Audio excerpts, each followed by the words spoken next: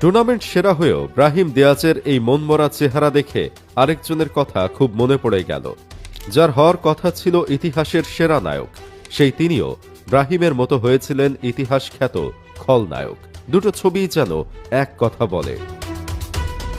ম্যাচের একদম শেষ মুহূর্ত, গ্যালারি ভর্তি হাজারো মরক্কান সমর্থকের দীর্ঘ 50 বছরের অপেক্ষার অবসান হতে আর মাত্র কিছু সময় বাকি। দলের মেইন ম্যান ব্রাহিম দিয়াজ যখন পেনাল্টি স্পটের দিকে হেঁটে যাচ্ছিলেন, তখন সবার মনে হয়েছিল নিয়তি এবার মরক্কোর হয়েই গল্প লিখছে।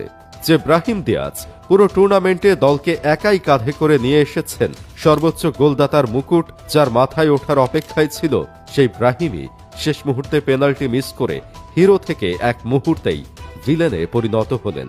মাঠের তার সেই কান্নার দৃশ্যটি ফুটবল প্রেমীদের স্মরণ করিয়ে দিয়েছে 32 বছর আগের বিষাদময় স্মৃতি, অর্থাৎ 1994